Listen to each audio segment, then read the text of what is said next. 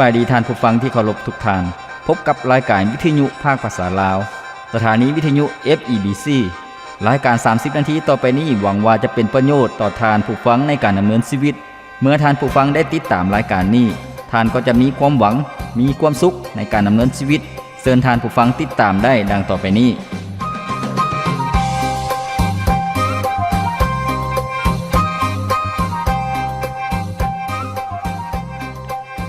พระคำของพระเจ้าได้กล่าวไว้ว่าพระเจ้าองค์นี้เป็นที่พึ่งอันเข้มแข็งทรงจัดเตรียมทางอันปลอดภัยให้ข้าน้อยได้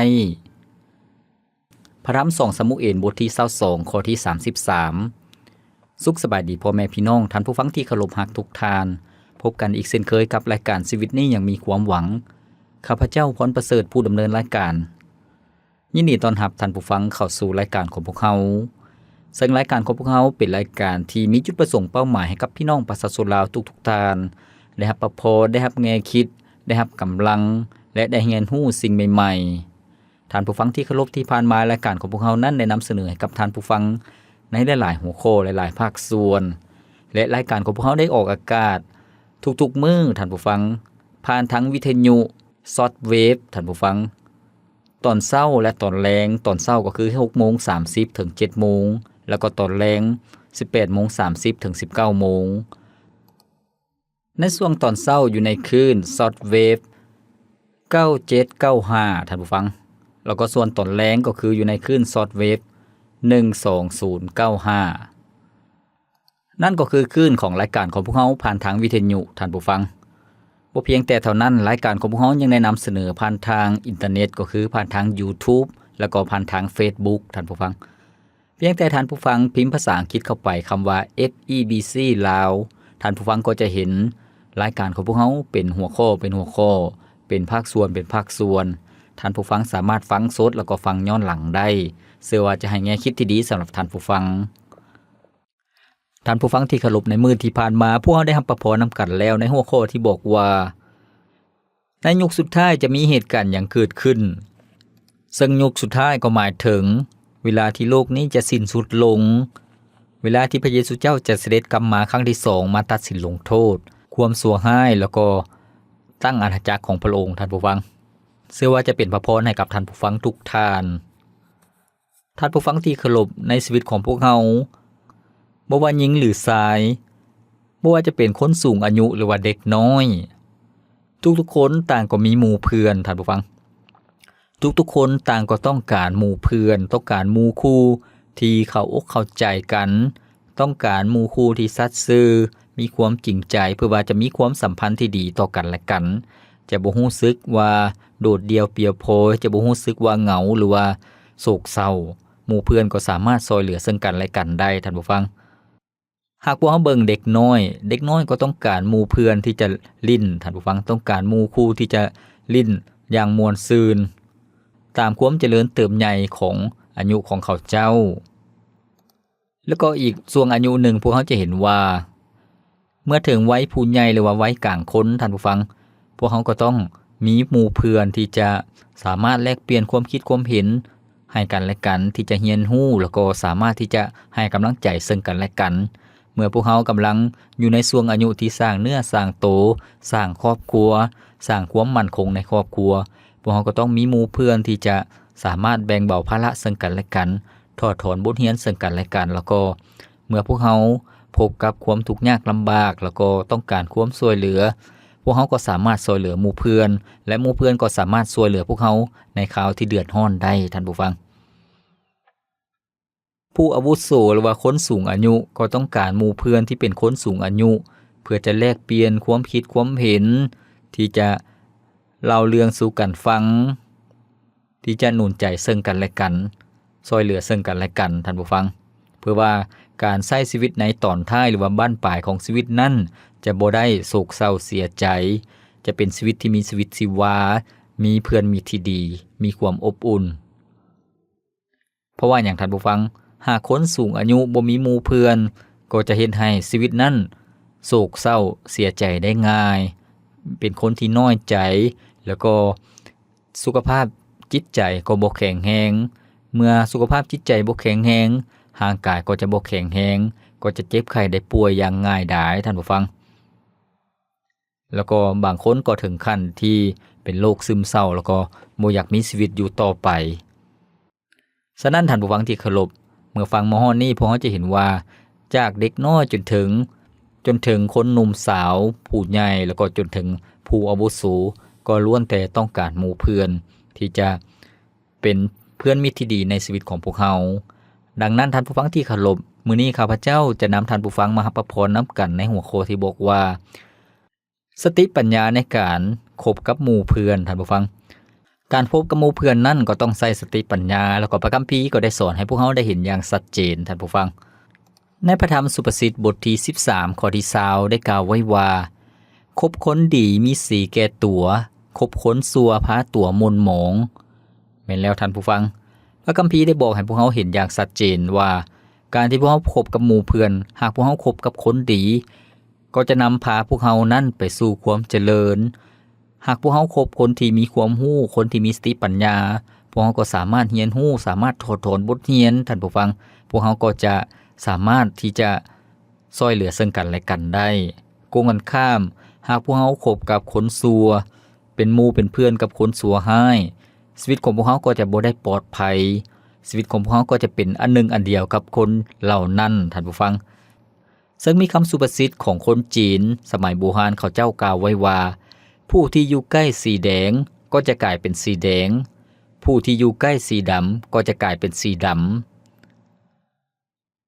ในสุภาษิตนี้หมายความว่าอย่างท่านผู้ฟังสุภาษิตจีนก็หมายความว่าหากพวกเราคบกับหมู่เพื่อนคนประเภทใดเฮาอยู่กับคนประเภทใดพวกเราก็จะกลายเป็นคนแบบนั้น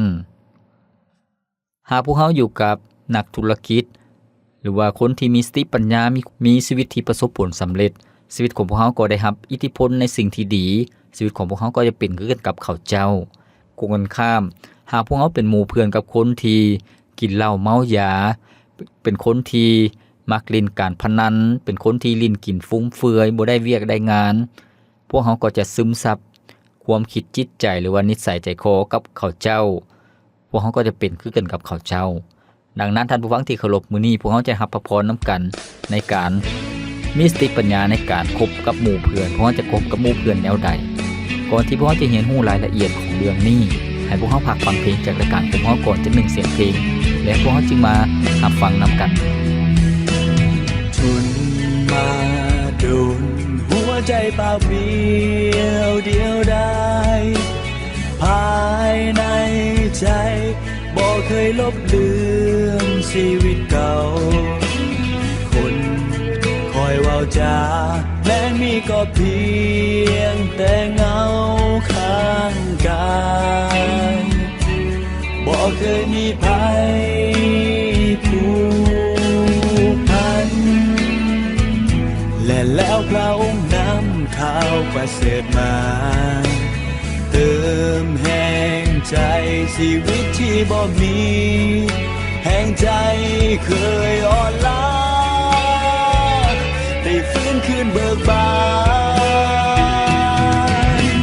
พระเยซูทรงเป็นฮักแท้ในใจ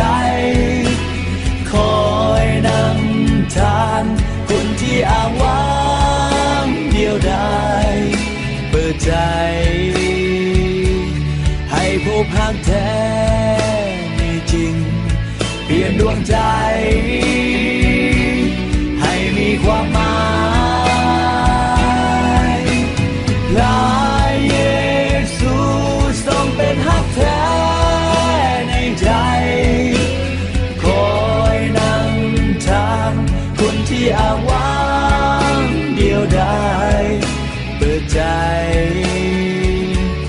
ให้พบฮักแท้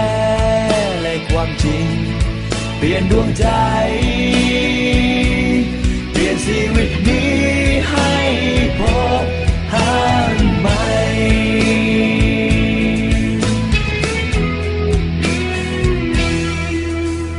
อยากโอบกอดพระองค์เขาอยู่ในใจจะพันธนาการพระองค์ด้วยกายและวิญญาณ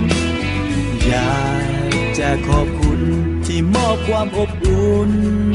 ในใจที่มีมอบแด่พระองค์จากใจ และแล้วพระองค์นำข่าวประเสริฐมาเติมแห่งใจชีวิตที่บ่มีแห่งใจเคยอ่อนล้าได้ฟื้นคืนเบิกบานพระเยซูทรงเป็นฮักแท้ในใจคอยนำทางคนที่อ้างว้างเดียวดายเปิดใจให้พบฮักแท้มีจริงเปลี่ยนดวงใจให้มีความหมายพระเยซูทรงเป็นฮักแท้ในใจคอยนำทางคนที่อ้างว้างเดียวดายเปิดใจให้พบฮักแท้และความจริงเปลี่ยนดวงใจเปลี่ยนชีวิตนี้ให้พบหาใหม่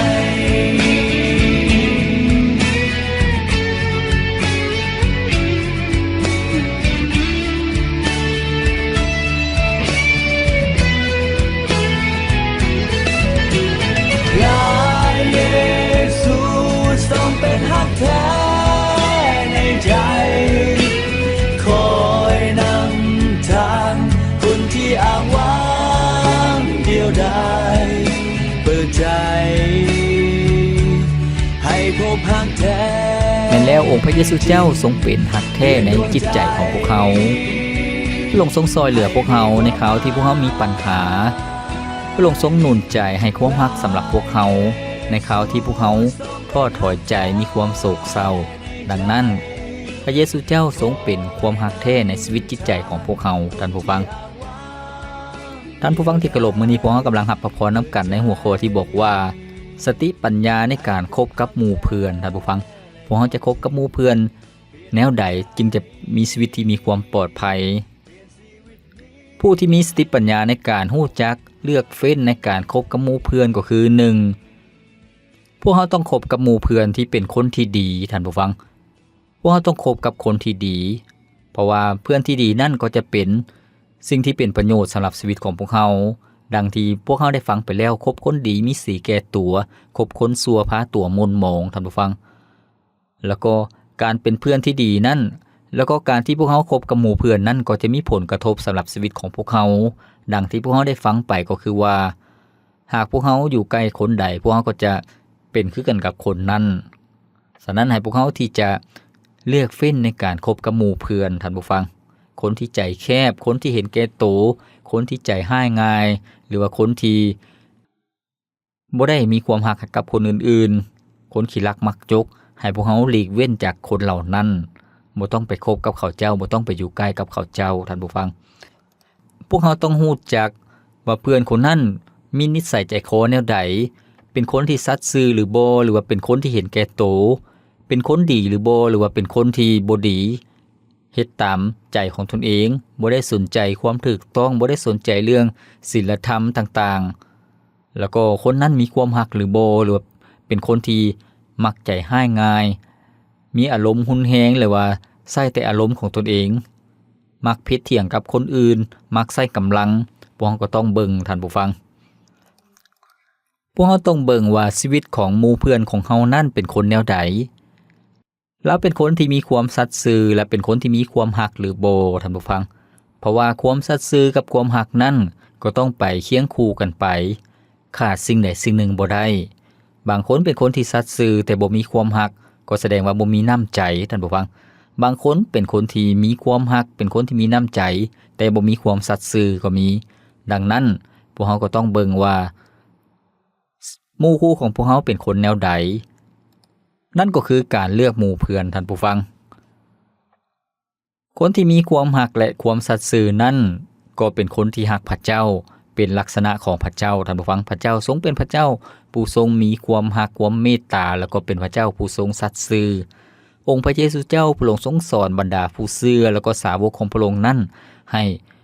เป็นคนที่มีความรักซึ่งกันและกันซึ่งในพระธรรมโยฮันท่านผู้ฟังบทที่15ข้อที่12ถึงข้อที่15ได้กล่าวไว้ว่านี่แหละแม่นข้อคำสั่งของเฮาคือจงรักซึ่งกันและกันเหมือนดังเฮารักพวกเจ้าบ่มีผู้ใดมีความรักใหญ่กว่านี้คือการที่ผู้หนึ่งได้สละชีวิตเพื่อมิตรสหายของตนถ้าพวกเจ้าปฏิบัติตามข้อคำสั่งของเฮาพวกเจ้าก็เป็นมิตรสหายของเฮาเฮาจะบ่เอิ้นพวกเจ้าว่าเป็นคนรับใช้อีกต่อไปเพราะคนรับใช้บ่ฮู้ว่านายของตนกำลังเฮ็ดหยังแต่เฮาเอิ้นพวกเจ้าว่ามิตรสหายเพราะเฮาได้บอกพวกเจ้าให้ฮู้ทุกสิ่งที่เฮาได้ยินจากพระบิดาเจ้าแม่นแล้วท่านผู้ฟังพระเยซูเจ้าพระองค์ได้ทรงสำแดงชีวิตที่เป็นแบบอย่างในการเป็นผู้ที่มีความรักเป็นผู้ที่มีความสัตย์ซื่อมีความสัมพันธ์ที่ดีกับคนอื่นพระเยซูเจ้าทรงมีผู้เชื่อวางใจในพระองค์นั้นจำนวนหลวงหลายและบรรดาสาวกของพระองค์นั้นก็เชื่อวางใจแล้วก็ติดตามพระเยซูเจ้าพระเยซูเจ้าพระองค์ทรงกล่าวว่าพระองค์บ่เป็นเพียงแต่พระอาจารย์เท่านั้นแต่พระองค์ยังทรงเป็นมิตรสหายกับบรรดาสาวกท่านผู้ฟังหมายถึงพระเยซูเจ้าทรงเป็นมิตรสหายเป็นหมู่เพื่อนสำหรับผู้เชื่อทุกๆคนเพราะว่าลักษณะของมิตรสหายนั่นก็คือให้กำลังใจซึ่งกันและกันเข้าอกเข้าใจซึ่งกันและกันแล้วก็สามารถที่จะแบ่งปันความในใจระบายความในใจให้กันและกันได้บ่มีความลับต่อกันและกันพระเยซูเจ้าบ่ได้เอิ้นบรรดาผู้เชื่อวางใจในพระองค์นั้นเป็นคนไส้แต่พระองค์ทรงเอิ้นว่าเป็นมิตรสหายดังนั้นท่านผู้ฟังที่เคารพให้พวกเฮาที่จะเรียนรู้พระลักษณะขององค์พระเยซูเจ้าให้พวกเฮาที่จะดำเนินชีวิตที่เรียนแบบองค์พระเยซูเจ้าที่พระองค์นั้นทรงทอมใจก็คือว่าบ่ได้โอ้อวดพระองค์บ่ได้อวดโตแต่พระองค์นั้นเป็นคนที่ทอมใจเป็นคนที่สุภาพอ่อนโยนรักแล้วก็ช่วยเหลือคนอื่นๆท่านผู้ฟังพวกเฮาก็สามารถเรียนรู้แล้วก็ถอดถอนบทเรียนเป็นแบบอย่างได้ฉะนั้นการที่พวกเฮาคบกับหมู่เพื่อนเลือกเว้นกับหมู่เพื่อนการที่พวกเฮาเลือกคบกับหมู่เพื่อนนั้นเป็นสิ่งที่สำคัญคนนั้นเป็นคนแนวใดดังที่พวกเฮาได้ฟังไปแล้วนั้นพวกเฮาก็ต้องเบิ่งว่าเราเป็นคนดีบ่หรือว่าเป็นคนที่บ่ดีหากเป็นคนที่บ่ดีเป็นคนที่เห็นแก่โตเป็นคนที่มีใจคับแคบเป็นคนที่ใจห้ายง่ายเป็นคนที่บ่สนเรื่องศีลธรรมเรื่องผิดเรื่องถูกต้องเฮ็ดแต่สิ่งที่บ่ดีให้พวกเฮาหลีกเว้นบ่ต้องไปคบกับคนประเภทนั้นเพราะว่าอย่างท่านผู้ฟังคบคนดีมีเสียแก่ตัวคบคนชั่วพาตัวมนหมองแม่นแล้วหากพวกเฮาคบกับคนที่ดีก็จะนำพวกเฮาไปหาสิ่งที่ดีเพื่อนของพวกเฮาก็จะนำพาพวกเฮาไปหาสิ่งที่ถูกต้องไปหาสิ่งที่ประสบผลสำเร็จแล้วก็ชีวิตมีความสุขแต่กงกันข้ามหากพวกเฮาคบกับหมู่เพื่อนที่เป็นคนบ่ดีเขาเจ้าก็จะชักจูงพวกเฮาไปในทางที่ชั่วร้ายไปในทางที่ผิดศีลธรรมไปในทางที่ผิดกฎหมายไปในทางที่ล้มเหลวท่านผู้ฟังฉะนั้นท่านผู้ฟังที่เคารพการคบหมู่เพื่อนนั้นเป็นสิ่งที่สำคัญพระคัมภีร์จึงบอกว่าให้พวกเราเป็นคนที่มีสติปัญญาในการเลือกเฟ้นในการคบกับหมู่เพื่อนท่านผู้ฟังอีกด้านหนึ่งท่านผู้ฟังที่เคารพมิตรภาพในการเป็นหมู่เพื่อนนั้นก็เป็นสิ่งที่เป็นพื้นฐานที่สำคัญในชีวิตของพวกเราแล้วก็เป็นพื้นฐานที่เกี่ยวข้องถึงความสัมพันธ์ทั้งหมดในชีวิตของพวกเราสิ่งทำอิฐก็คือว่าผัวกับเมียท่านผู้ฟัง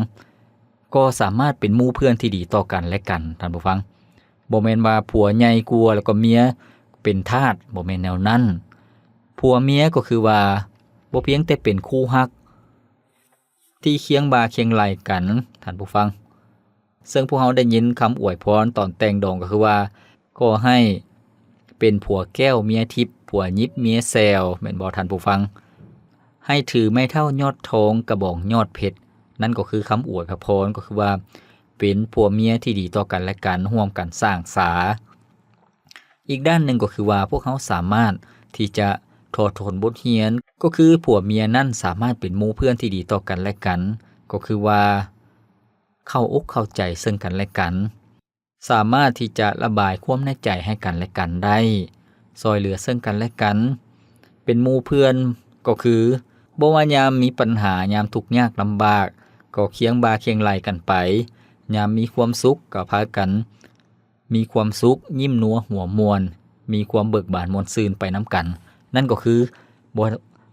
ผัวเมียซึ่งสามารถเป็นเพื่อนที่ดีต่อกันและกันตลอดไปท่านผู้ฟังขอบพระคุณพระเจ้าอีกด้านหนึ่งพ่อแม่กับลูกเต้าก็ควรจะเป็นหมู่เพื่อนที่ดีต่อกันและกันบ่แม่นว่าลูกเต้านั่นต้อง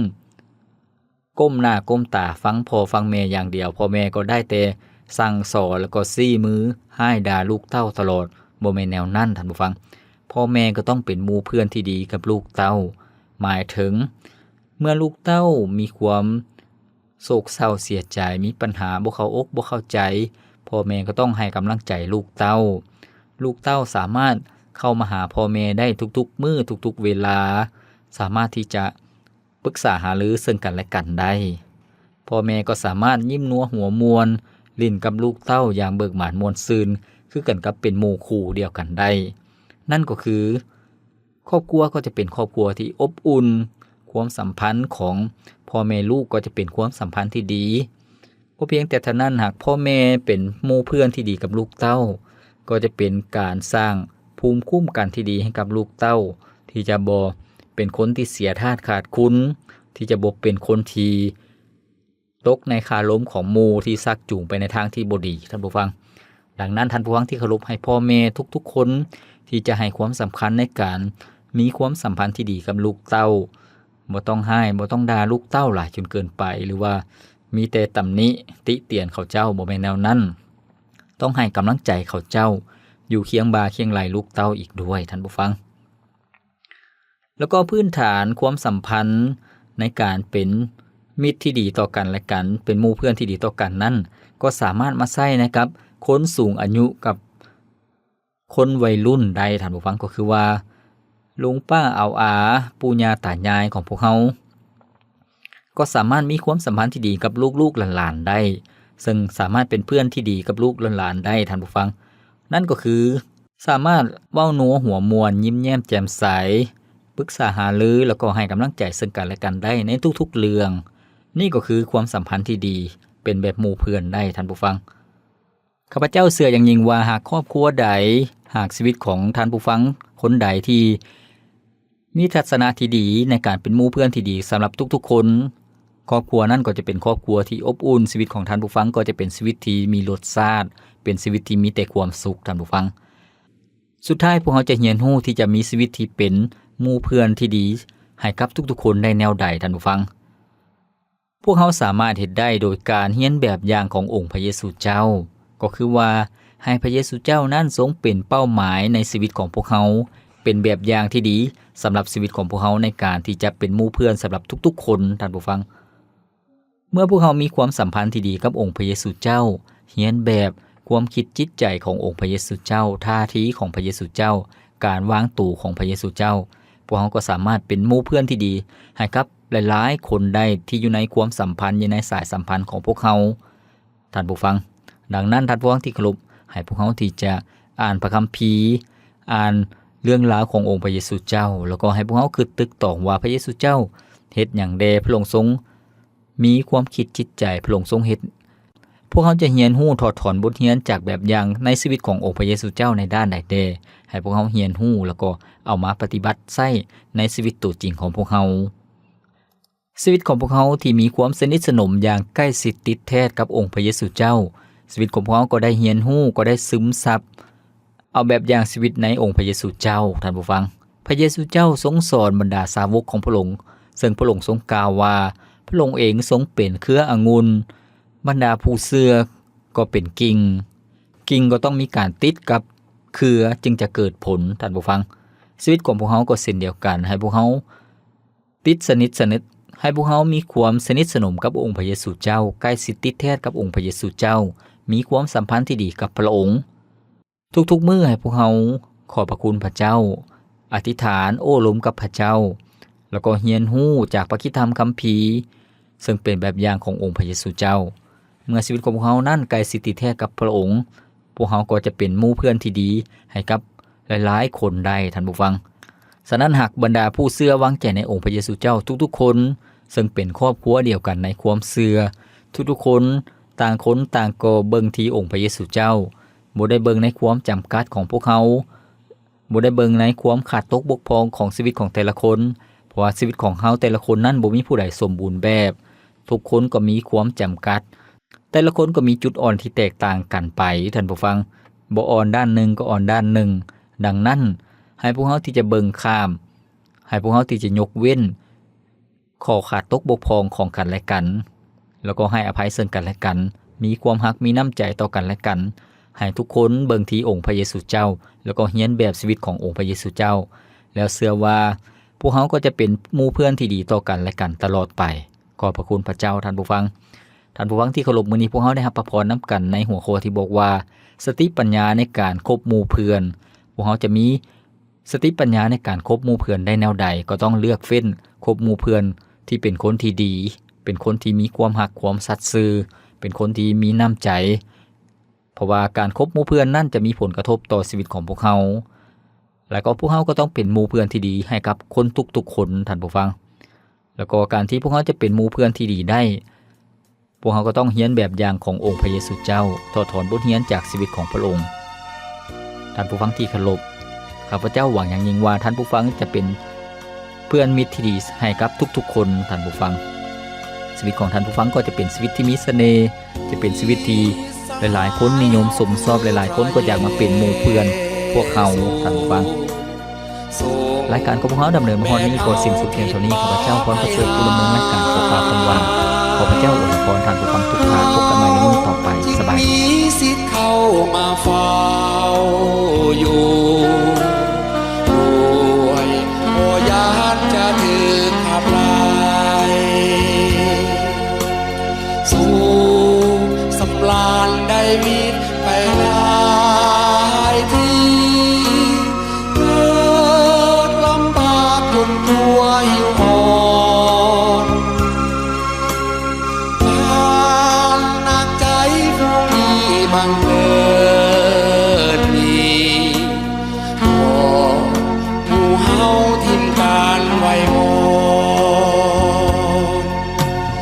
การทุกข์ยายการลองใจมีมาการลำบากมาถึงเมื่อใด